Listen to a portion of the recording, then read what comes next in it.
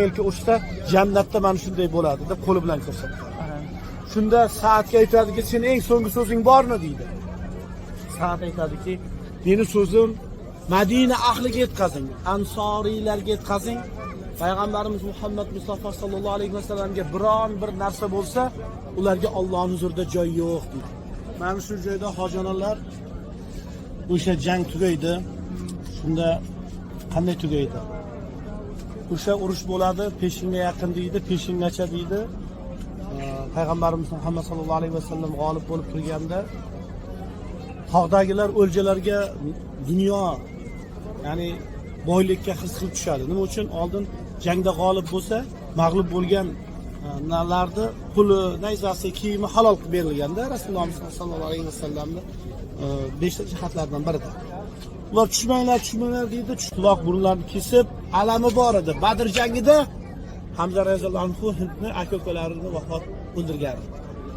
Endi keladi, qissadan hissa mana shu yerda Hamza roziyallohu anhuni vahshiy o'ldiradi, quloq burunlarini kesadi, musla qiladi. Shunda Rasulullohimiz yig'laydi.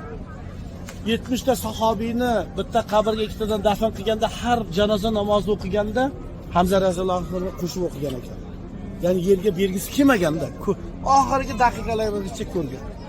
Shunda dafn qilganda bir sel keladi deydi. 30 yil o'tgandan keyin o'sha bir sahobiy gapirib beradi, "Men otamni qabrini sel ochib olgan ekan. Shunday borib qo'lini ko'tarsam qon hozir oqib turgandek turibdi.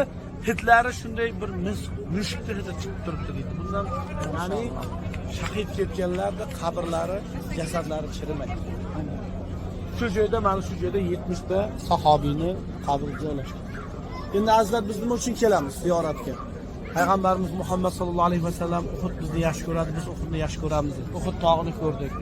70 ta sahobiy bizni Payg'ambarimiz Muhammad sallallohu alayhi vasallamga yelka bo'lib, dinimizni mukammal qilib yetishligiga hissasini qo'shgan sahobiylarni ziyoratga kelamiz.